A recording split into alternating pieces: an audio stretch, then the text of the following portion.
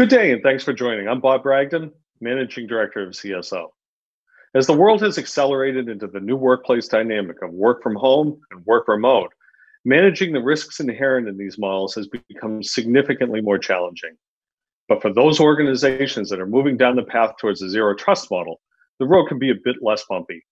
I wanted to explore this issue a little further, so today we're speaking with Sudhakar Ramakrishna, CEO of Pulse Secure.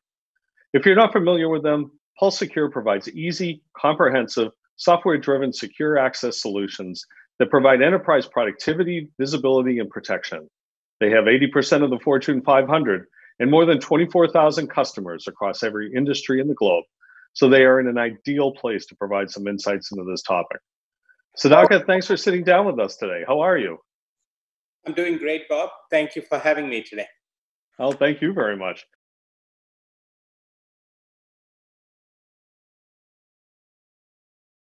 So what's changed with remote access? Why am I seeing a resurgence in the technology, and why is it now strategic? Bob, remote access has always been strategic to enterprises, albeit for a section of the enterprise, meaning that at any point in time, remote access technologies were being used, let's call it about a third of the employee population at any point in time.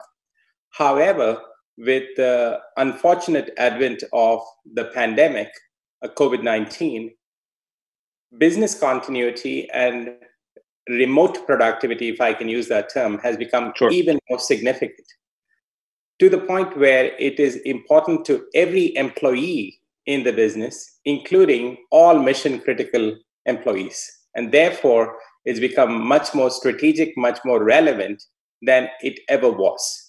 To be fair, some countries and some enterprises were already going down that path for a variety of other reasons.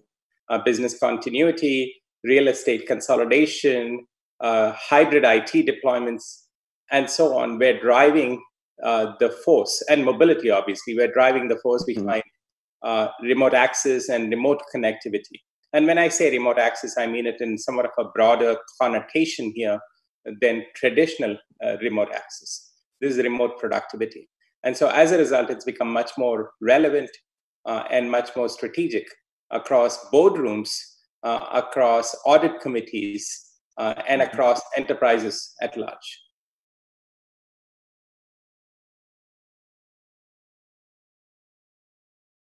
So how has zero trust evolved from being an industry buzzword to become a corporate reality? I mean, how practical is zero trust when it comes to access? And maybe you could also comment on where and how you see your customers apply this model. Definitely. Then the nature of access itself is continually changing, largely because of resources and applications being distributed all across private, public, and data centers, private, public clouds and data centers, as well as users such as us are always mobile, using our own device, working from anywhere, and wanting to be productive at all points in time. This causes not only access challenges, but security challenges. The traditional model was fairly straightforward in the sense that people who are inside an enterprise boundary, secure by nature or by definition, so to speak, whereas people coming from the outside of the network had to be protected. Unfortunately, as you know, most of the high-profile breaches recently started from inside the network due to policy challenges, policy fragmentation, password issues, and so on, and malware, of course. That led to the notion of zero trust, where you had to protect everybody and couldn't trust anyone. And so there are a few fundamental principles that you can apply as it relates to zero trust. One is, how do you establish common access regardless of where your location is? Meaning whether you're outside or inside the network, be it a device or a user, how do you establish common access and uniform access? And those are the types of things that vendors like us are doing that enable zero trust to be much more relevant, much more practical. And in fact, you mentioned the number of customers that we have. Many of our customers are using us for zero trust without doing overly fancy things with regards to change of infrastructure, change of solutions. because even that becomes very expensive for customers, and it is important to evolve them to this world of hybrid.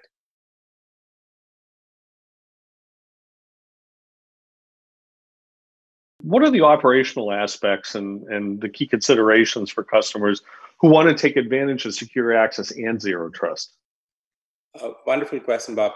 Main things that they need to think about are, how are my policies being defined and how fragmented are my policies, and what can I do to unify them? That's the first and foremost thing, because fragmentation of policy creates security challenges, administrative burden, and we are all about enterprise productivity. When we say enterprise productivity, the administrator's productivity is equally important in that whole mix, because as you know, most administrators, most CIOs have more things to do today with fewer resources. So how do you simplify their lives? So user experience, we use the term broadly, also means simplification of administrative experiences that lead to improved productivity for them. So that's the most fundamental thing that we need to think about. Two is, I would call it portability of resources, meaning don't constrain end users and enterprises to a particular paradigm of work. Those days are gone where we can force a specific, you and I, I'm sure, want to not even be imposed on what laptop to use or what operating system to use, but yet we are wanting to be productive. So the flexibility is important. Therefore, the number of device types that you support and where you deploy applications for economic benefits, business velocity, etc., become very important as well. So any solution has to enable the enterprise to have that level of flexibility, to have the portability of resources, be it device, be it applications, or resources. The third is to not have bespoke solutions for when you have a perimeter versus when you do not have a perimeter. So it kind of ties back a little bit to the policy point I made, but this is across the entire software spectrum. So these are some of the things that customers have to look for when they evaluate vendors, and then the comprehensiveness of zero trust itself. While zero trust is a very, very, very important and strategic construct, different vendors are coming at it from different ways. And some come with point solutions, and some come with much more extra, I would say, some more elaborate way of looking at zero trust. Where, for instance, in our case, we establish trust at a user, device, network, and application level. So you got to be able to do it across multiple dimensions and multiple modalities of access.